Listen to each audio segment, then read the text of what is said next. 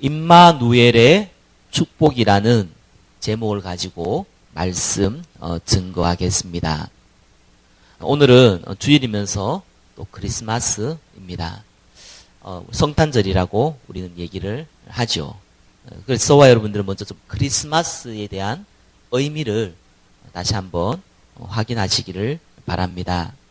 첫 번째, 크리스마스의 의미라고 적어놨습니다. 1번에 1번 보시면은 크리스마스는 크라이스트 플러스 마스라는 합성어입니다. 바로 크라이스트, 그리스도죠. 마스는 예배를 의미합니다. 그리스도를 기념한 예배라는 그런 의미입니다. 우리가 많이 들었던 예수님께서 십자가에 죽으시고 부활하셨는데 그분이 태어난 날을 기념해서 축하하고 예배드린다는 그런 의미입니다. 한국어로는 성탄절이라 하고 영어로는 크리스마스라고 얘기를 하죠.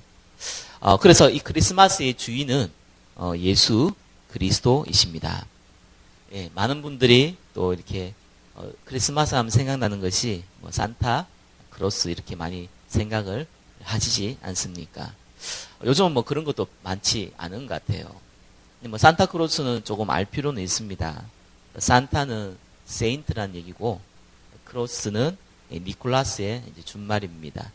그래서 이제 세인트 니콜라스, 우리가 흔히 앞에 훌륭하신 분을 두고 성 베드로, 성 바울, 거룩하다는 단어를 씁니다.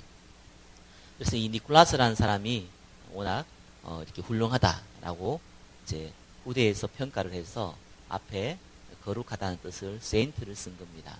그래서 성 우리 니콜라스, 세인트 니콜라스에서 그거를 이제 변형이 되어서 산타 크로스라고 얘기합니다. 니콜라스 사람들은, 니콜라스라는 사람은 AD 270년 사람입니다.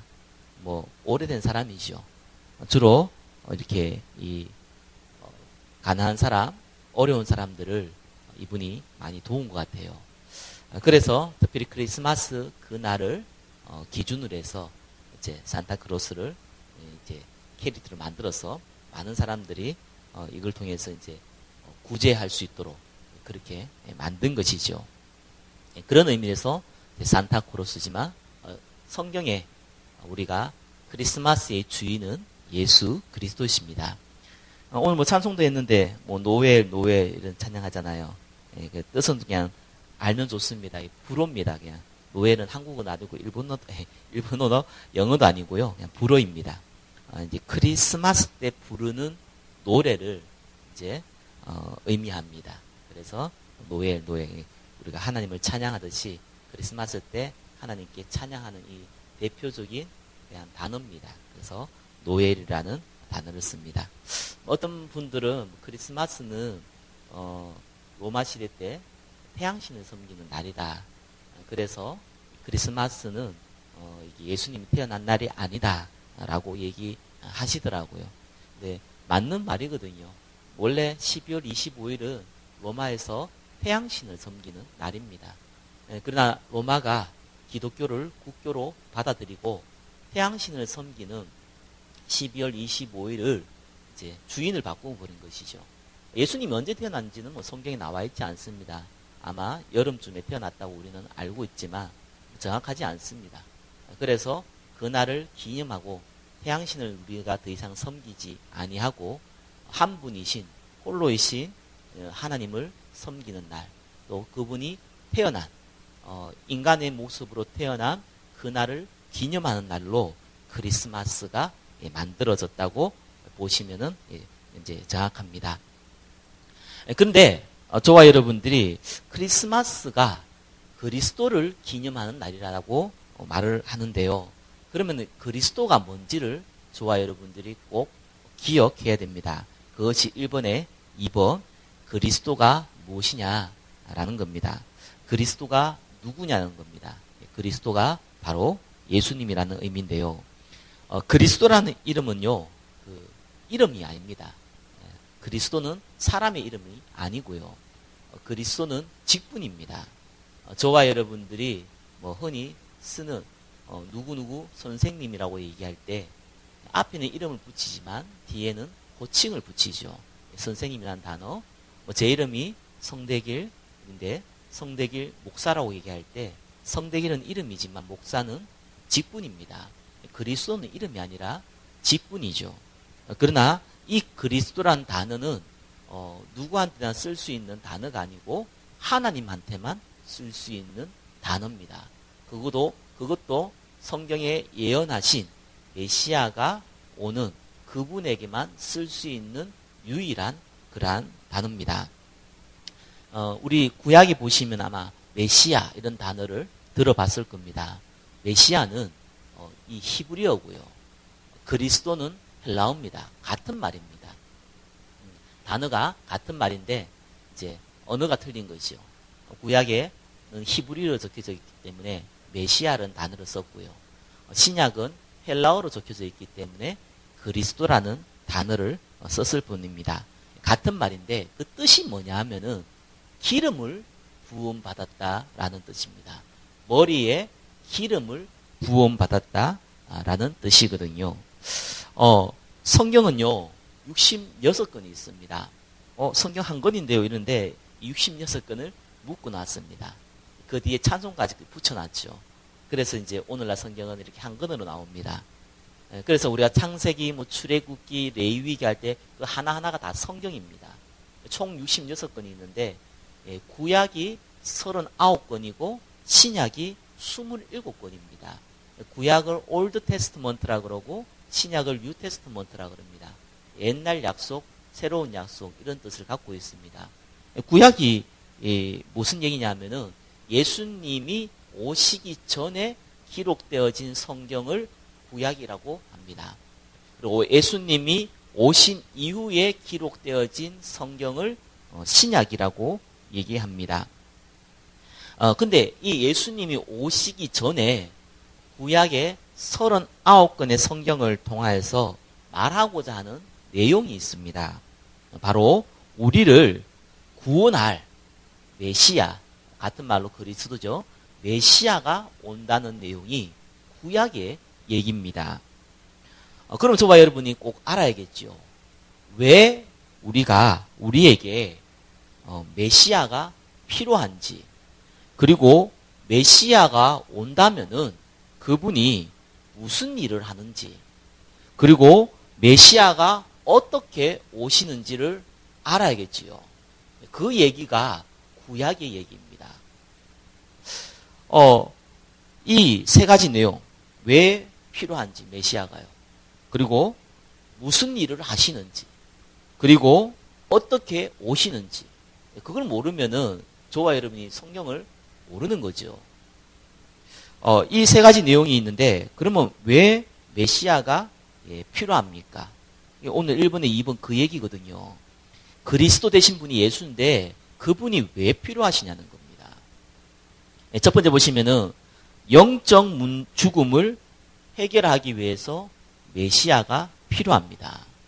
그리고 제 문제를 해결하기 위해서 메시아가 필요합니다. 사단의 권세를 해결하기 위해서 메시아가 필요합니다. 성경은 인간이 영적으로 죽었다고 표현합니다. 사람들이 죽음에 대한 거는 대부분 심장이 멎어서 이렇게 영혼과 육신이 분리되는 것을 죽음이라고 우리는 해석을 합니다. 성경에서 말하는 죽음은 그 이상의 것이 있거든요. 하나님을 알 수 없는 거 보고 죽음이라 그럽니다. 왜 그러냐 하면은 인간은 영적 존재로 만들어 놨거든요. 그리고 성경은 우리 보고 죄 아래에 있다고 그럽니다. 많은 분들 만나봤지만 죄를 짓고 싶어 하는 사람은 글쎄요, 너무 이상한 사람들 아니고는 없더라고요. 그럼에도 불구하고 죄를 짓지 않고 사는 사람도 없더라고요. 아니, 저는 한 번도 죄를 짓지 않았는데 라고 얘기하시는 분도 있습니다. 사회에서, 국가에서 제정해 놓은 그런 현행 법을 자기는 어기지 아니했다라는 의미이거든요. 성경에서 말하는 죄는 그런 죄가 아닙니다. 성경에는 친구에게 라가라고 한다면은, 라가는 우리나라 말로 그냥 욕입니다. 상대에게 심하게 하는 욕이죠.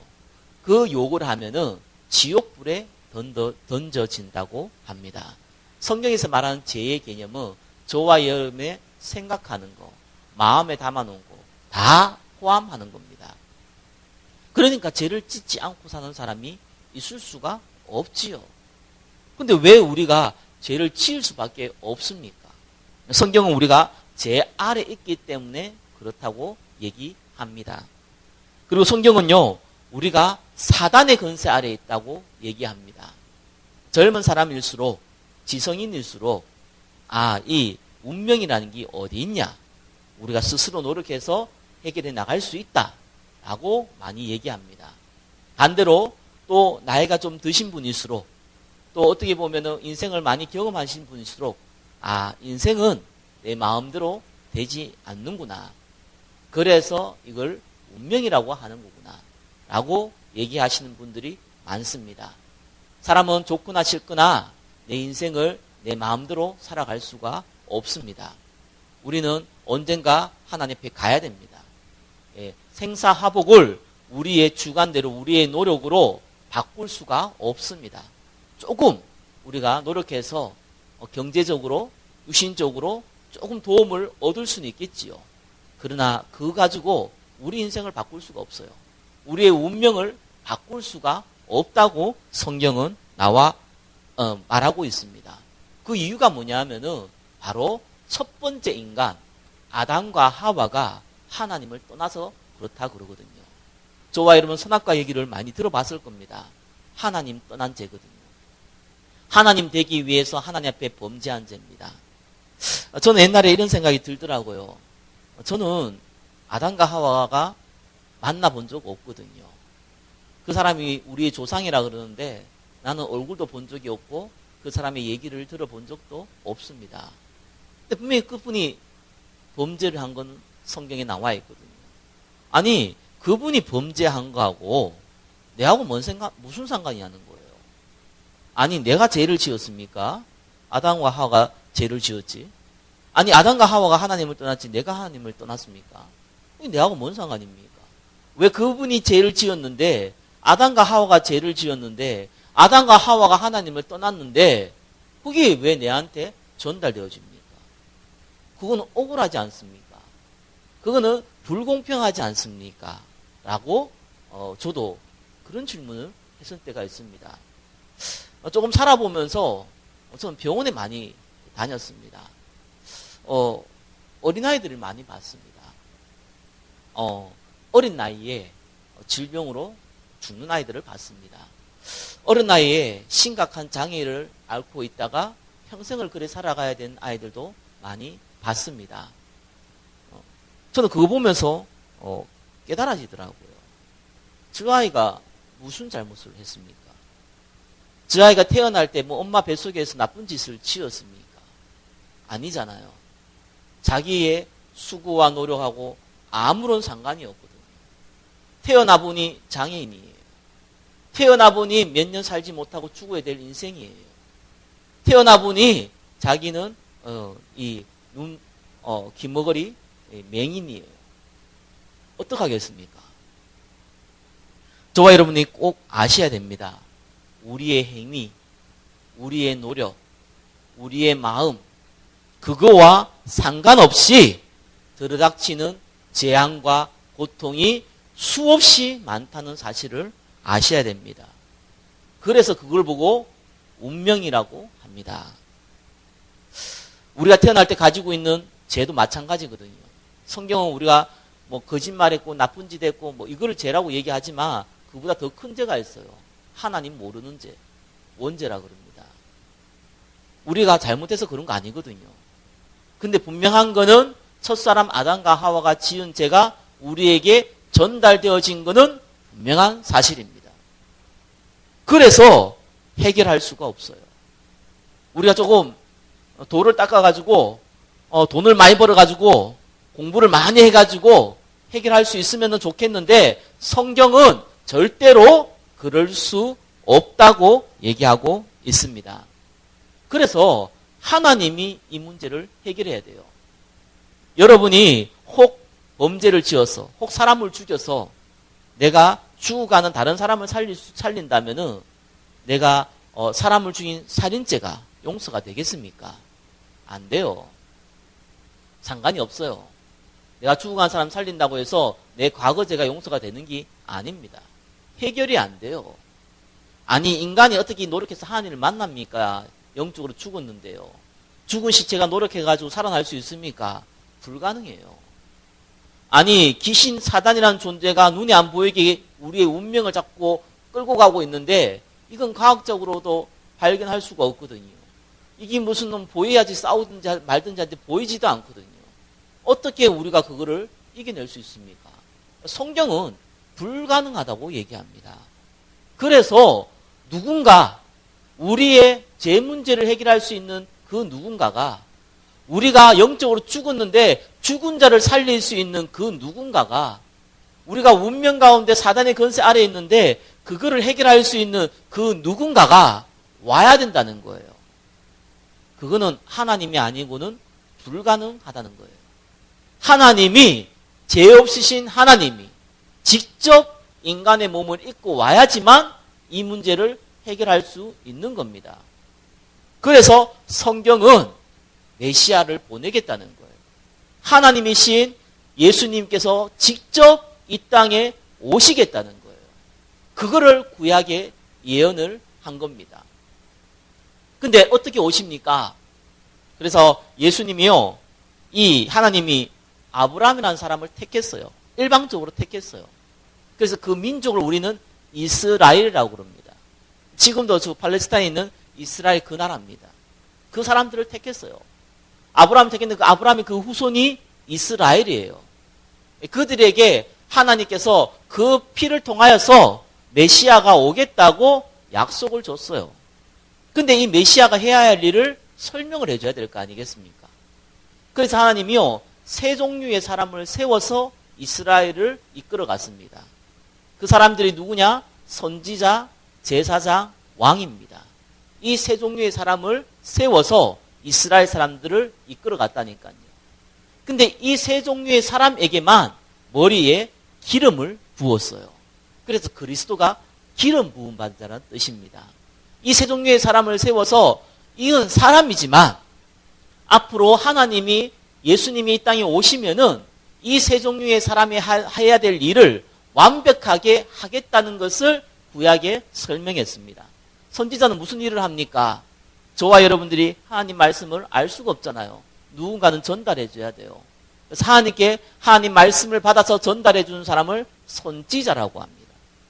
우리의 죄는 용서할 수 없어요. 그래서 구약에는 우리가 죄 지을 때마다 양이나 염소를 끌고 가가지고 하나님께 제사를 지내서 우리의 죄를 짐승에게 전가하는 그러한 일을 하는 사람을 제사장이라고 합니다. 우리는 눈에 안 보이는 사단과 싸워서 이길 수 없어요. 그래서 하나님이 직접 이스라엘을 우리를 통치하겠다고 왕을 세우셨습니다. 우리가 하나님을 만날 수 없는데 하나님 만나는 길 선지자 역할을 하겠다는 거예요. 우리의 죄가 용서를 받을 수 없는데 우리 죄를 용서할 수 있는 제사장 역할을 하나님께서 하시겠다는 거예요. 사단의 권세를 이길 수 없는데 사단의 권세를 꺾으실 만왕의 왕이신 하나님이 이 땅에 오시겠다는 것을 약속하신 거예요. 그래서 우리는 예수님을 보고 그리스도라고 그러는 겁니다. 그분이 하나님이신데 하나님 만난 길을 열어주셨다는 거예요. 우리 죄를 용서하셨다는 거예요. 사단의 권세를 꺾으셨다는 거예요. 무엇을 통해서요? 그게 1번에 3번입니다. 십자가와 부활입니다. 그걸 구약에 예언을 했어요. 구약에는 한 2000가지의 예언이 나오는데 그 중에 460가지의 구체적인 예언이 나옵니다. 바로 메시아는 베들레헴에서 태어날 것이다. 나사렛에서 자라날 것이다. 나무에 달려 죽을 것이다. 죽을 때 뼈가 꺾이지 않을 것이다. 또한 부자의 묘실에 장사되어질 것이다. 3일 만에 부활할 것이다. 이런 예언들이 예수님이 오시기 2000년 전부터 계속해서 예언을 했어요. 맞죠? 저와 여러분들이 갑자기 어떤 사람이 나타나가지고 내가 하나님이다 그러면은 다 저거는 미쳤다고 얘기할 거 아니겠습니까? 2000년 전에 예수님 오셔갖고 내가 하나님이라 그러는데 다들 미쳤다고 얘기했거든요. 그럴 수밖에 없잖아요. 그래서 하나님이 미리 성경을 준 거예요. 왜요? 메시아가 어떻게 오실 거라는 것을 미리 알려줬어요. 그래서 성경은 뭐라고 그랬냐면은 성경의 약속대로 그분이 오셨고, 성경의 약속대로 그분이 죽으셨고, 성경의 약속대로 3일 만에 부활하셨다. 그것이 성경에서 얘기하고 있는 부분입니다. 저와 여러분들이 이 사실을 알아라는 거예요. 그러면은 어떻게 저와 여러분이 구원받을 수 있습니까? 성경은 많은 얘기를 하는 게 아니거든요. 이런 얘기 저런 얘기가 있지만 한 가지를 얘기하는 거예요. 너는 죽어서 지옥 간다는 거예요. 아니, 지옥이 어디 있어? 귀신이 어디 있어? 사단이 어디 있어? 이런 사람 많더라고요. 귀신 들린 사람 만나봤습니까? 우리나라의 무당마에도 공식적으로 30만이 넘고 50만이 넘는데 만나봤습니까? 그 사람들이 왜 귀신 들렸는지 물어봤습니까? 저는 많이 물어봤어요. 분명하게 봤어요. 귀신 들린 사람이 어떤 고통을 받고 있는지 확실히 봤어요. 저는 정신의 문제야. 정신의 문제인 것 같습니까? 여러분, 귀신 들리면 정신 도는 줄 압니까? 안 돌아요. 정신 도는 사람도 있지만 안 도는 사람이 훨씬 많아요. 굉장히 정상적입니다. 스마트합니다. 더 똑똑합니다. 더 부자입니다. 귀신 들렸어요. 그런데 본인이 압니다. 해결할 수가 없어요. 그래서 이 문제를 반드시 해결해야 되는데 예수님이 이것 때문에 지옥 갈 수밖에 없는데 이걸 어떻게 해결합니까? 구원받으라는 거예요. 믿음의 결국은 영혼의 구원이라. 왜 그러냐 하면은 길어봤자 우리 인생 그렇게 안 깁니다. 나이 많으신 분들한테 물어보니까요. 엊그제 10대, 20대였대요. 엊그제 엄마 손잡고 초등학교 들어갔대요. 엊그제 6.25 사변이 났고 엊그제 일제시대였대요. 그런데 벌써 이래 지났다는 거예요. 예, 공통점이거든요. 길어봤자 100년을 못 사는 인생입니다. 그 이후에 죽으면은 아무것도 없다. 얼마나 감사합니까, 그럼? 좋지요? 죽으면 잠잠한 것 같다. 그러면 얼마나 좋겠습니까? 근데 천국과 지옥이 있으면 어떡합니까? 성경은요, 영원한 지옥이라는데요. 그것은 회개할 기회가 없는데요. 구원받을 기회가 없는데요. 어쩔 수 없잖아요. 하나님이 심심해서 성경을 주고, 심심해서 이 땅에 인간의 몸을 입고 오고, 심심해가지고 십자가에 죽고, 심심해서 부활하고, 그런 법이 없습니다. 그래서 예수님이 딱 한 가지를 요구한 거예요. 예수님이 십자가에서 죽으시고 부활한 사실을 믿으라는 거예요. 그거를 인정하라는 거예요. 무슨 일을 했겠습니까? 우리 제 문제를 해결했다는 것을 인정하라는 거예요. 사단의 근세를 해결했다는 것을 인정하라는 거예요. 우리의 영적 죽음을 해결했다는 것을 인정하라는 겁니다. 그것만 인정하라는 거예요. 그걸 인정하고 그분을 나의 주인으로 고백하라는 거예요. 이런 얘기 하니까요. 많은 분들이 얘기하더라고요. 아니, 사람이 노력을 해야지. 아니, 사람이 평생에 착한 일도 하고 선한 일도 많이 하고 그래야지. 예, 선한 일, 착한 일, 노력 많이 하는 것이 나쁘지 않습니다. 예, 근데 그거 가지고 어떻게 죽은 사람을 살립니까? 아니, 그거 가지고 어떻게 제 문제를 해결합니까? 아니, 그거 가지고 무슨 사단의 근세를 해결합니까? 어린아이가 엄마한테 받은 푼돈 가지고, 예? 저 가지고 어디 빌딩 사는 거하고 똑같은 꼴이죠. 그거 가지고 어떻게 해결을 합니까? 안 돼요. 여러분, 눈에 안 보이는 공기가 있지 않습니까? 3분만 없으면 여러분 다 죽습니다. 그렇잖아요. 돈 주고 삽니까? 아무도 돈 주고 안 사요. 왜요? 너무 귀한 거니까요. 여러분, 정말 중요한 거는요, 대가를 치르지 않고 줍니다. 공짜로 줘요. 그게 인간이고 그게 인생입니다. 별로 중요하지 않는 것을 수고와 노력으로 얻지, 정말 중요한 것은 수고와 노력으로 얻는 게 아닙니다. 얻을 수가 없기 때문에 그래요. 저와 여러분 수고와 노력으로 구원받을 수 있으면은 무슨 교회를 나옵니까? 무슨 예배를 드립니까? 필요 없어요. 우리는 그걸로 구원 못 받아요.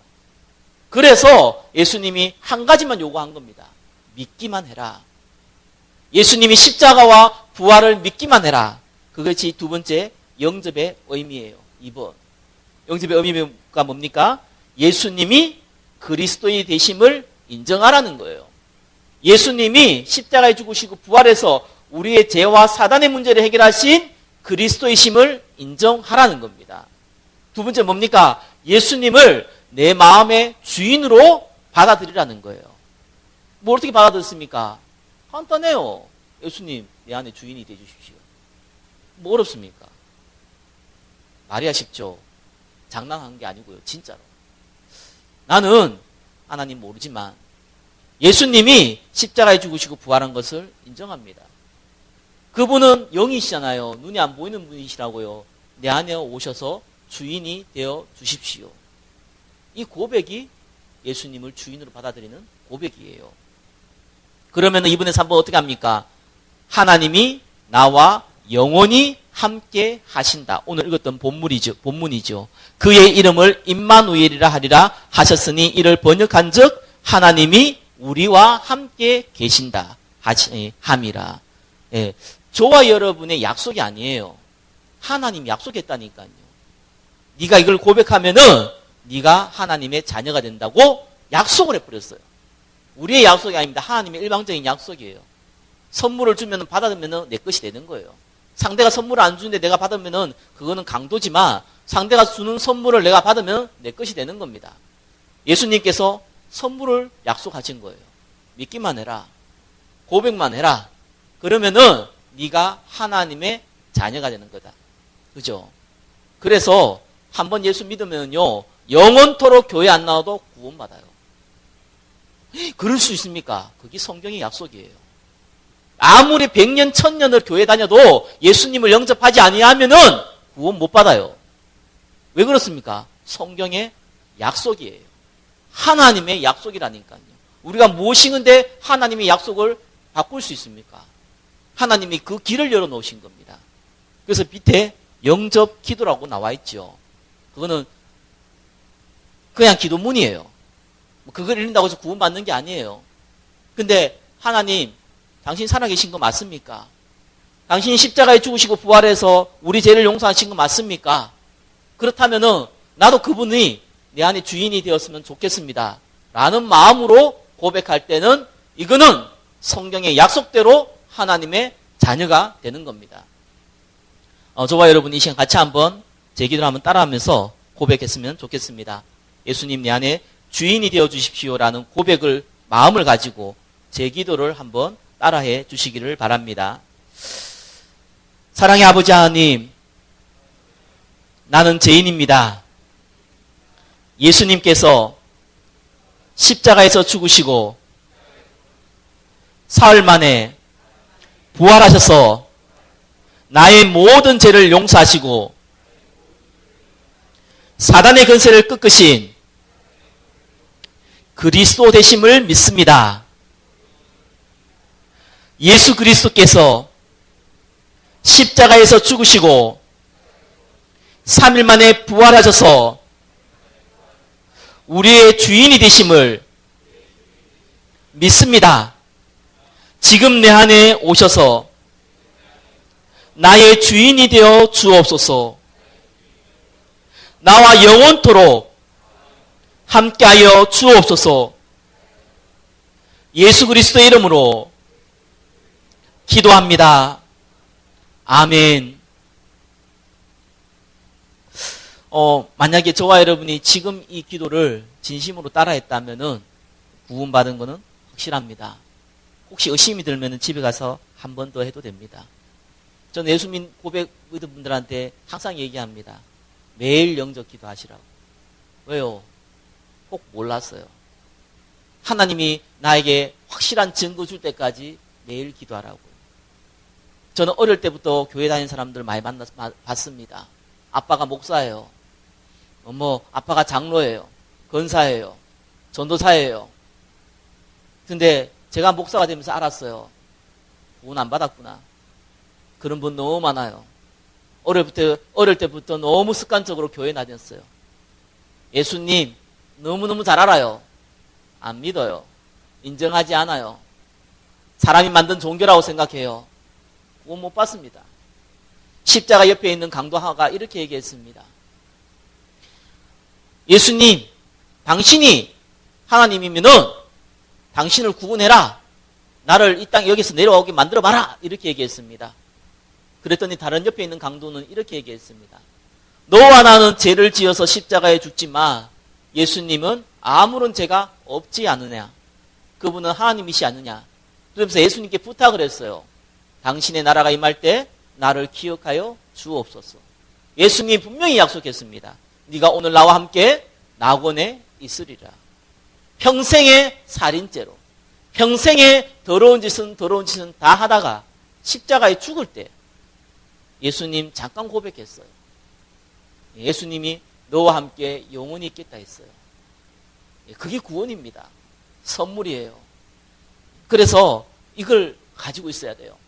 세 번째, 그러면 그 다음에 꼭 가져야 될 게 있어요. 치유받아야 됩니다. 우중물에서 놀던 아이들은요, 깨끗한 물 보면은 이상하게 느낍니다. 너무 불량식품을 좋아하는 애는요, 건강식품 먹으면요, 안 맞아요. 왜 그렇습니까? 음식이 잘못된 게 아니잖아요. 그 아이가 잘못된 환경 가운데 살았잖아요. 저와 여러분들이 하나님 없는 문화, 하나님 없는 생각, 하나님 없는 인생을 살아왔다면은 바꿔야 돼요. 바꿀 수 있습니까? 예, 성경은 가능하다고 얘기합니다. 왜요? 우리가 하나님이 함께하기 때문에 가능한 거예요. 그래서 세 가지를 꼭 치유받으셔야 됩니다. 첫 번째가 예배를 치유받으셔야 됩니다. 이 백성은 내가 나를 위하여 지었나니 나의 찬송을 부르게 하려 하심이라. 하나님께서요, 우리를 지을 때 인간의 본성이요, 하나님을 찬양하고 하나님께 예배드릴 때 행복하도록 만들어 놨어요. 그런데 이걸 잃어버린 거예요. 그러니까 어린아이가 엄마 젖을 안 먹으면은 손가락도 빨고 발가락도 빨잖아요. 그러니까 그 기쁨을 찾아야 되잖아요. 종교를 찾아요. 쾌락을 찾아요. 술을 찾고 도박을 찾아요. 왜요? 하나님 못 만나는 기쁨이 없으니까 다른 걸로라도 기뻐야 될 거 아니겠어요? 그러니까 인생은 자꾸 무너지는 가는 겁니다. 예수 믿어도 육신을 입고 있기 때문에 무너지는 사람 많습니다. 구원받은 사람인데 무너진 사람 많아요. 왜 그럴까요? 하나님이 우리에게 주신 근본을 회복 못해서 그래요. 그건 예배거든요. 물고기가 뭐예요? 인간은 구원받은 사람은 반드시 하나님과 함께 있는 비밀을 누려야 됩니다. 그게 예배입니다. 처음에는 잘 몰라요. 저는 옛날에 영화도 통증이라는 영화가 있던데 그 무통증 환자들 간혹 있다고 합니다. 극소수지만요. 배고픔 못 느껴요. 화상을 입었는데 뜨거움을 못 느껴요. 칼에 베었는데 아픔을 못 느껴요. 그게 무통증 환자라 하더라고요. 아주 극소수지만 있다고 하더라고요. 우리는 그래 살기 쉽거든요. 우리가 막 죽어가는데 물을 마시면은 사는데 자꾸 소금물을 먹어요. 당장은 해결될 것 같거든요. 갈수록 더 어려워지잖아요. 저와 여러분들은 예배를 익숙하지 않을 수 있어요. 어쩌면 예배가 귀찮을 수도 있어요. 꽃도 드려야 되냐 이럴 수 있어요. 왜요?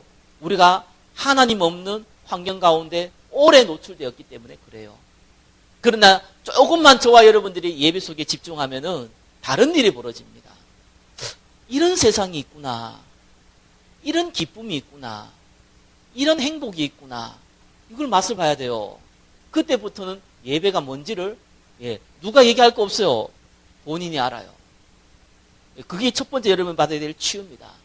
두 번째는 기도 치유 받으셔야 돼요. 하나님 기도하면 응답하십니까? 합니다. 그거 경험해 봐야 돼요. 돈 나와라 뚝딱, 금 나와라 뚝딱 하면 나옵니까? 그런 기도하지 마시고 그건 기도가 아니지요. 내 욕심을 채우기 위해서 하나님을 이용하는 것이지요. 기도는 그런 게 아닙니다. 하나님이 우리에게 더 좋은 거 주십니다. 우리가 기도하면은 우리의 욕심을 채우지 않고 우리의 필요를 채우십니다. 우리가 필요한 걸 구할 때에 하나님께서 내게 필요한지 안 필요한지를 확인해서 진짜 좋은 거 채우십니다. 그거는 시간이 지나면 알아요. 누가요? 기도하는 사람이에요. 많은 기도를 한다고 해서 하나님 듣지 않습니까? 듣지 않습니다. 예. 한마디를 하더라도 진실된 기도를 하나님 듣습니다. 정확하게 응답하십니다. 내가 원하는 대로 응답하지 않을 뿐이지 더 좋은 곳으로 정확하게 응답하십니다. 거기 여러분이 치유받아야 돼요.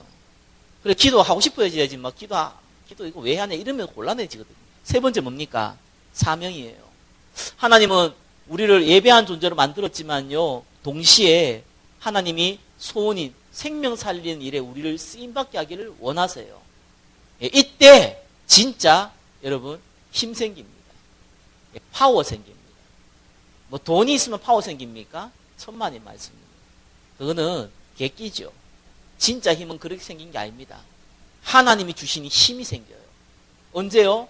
하나님이 소원에 내 관심을 둘 때. 하나님 소원이 뭡니까? 왜? 전도와 선교. 하나님 소원이 뭡니까? 많은 사람이 예수님 믿게 하는 거. 그게 하나님의 소원이에요. 내가 그걸 하라는 게 말라는 게 이런 치시한 차원의 문제가 아니에요. 거기에 내가 관심이 있냐는 거예요. 그것 때문에 하나님은 돈도 주시고요. 그것 때문에 하나님이 자리도 주시고요. 그것 때문에 하나님께서 위로도 주시고요. 그것 때문에 하나님이 파워도 주시는 겁니다. 그렇지 않은 돈, 그렇지 않은 위로, 그렇지 않은 힘은요, 저와 여러분을 타락하게 만들어요. 그러나 하나님이 주신 힘은요, 사명 가질 때 주시거든요. 한 주가 크리스마스 이 의미를 마음에 되새기면서 성령의 인도받기를 예수 그리스도의 이름으로 축원합니다. 기도하겠습니다. 하나님, 처녀가 잉타하여 아들을 낳을 것이요 그의 이름은 임마누엘이라 하리라 하셨으니 이를 번역한즉 하나님이 우리와 함께 계시다 함이라. 이 비밀을 내 안에 새기고 이 축복을 현장에서 누릴 수 있도록 하나님의 은혜를 베풀어 주옵소서. 감사드리며 예수 그리스도 이름으로 기도드립니다. 아멘.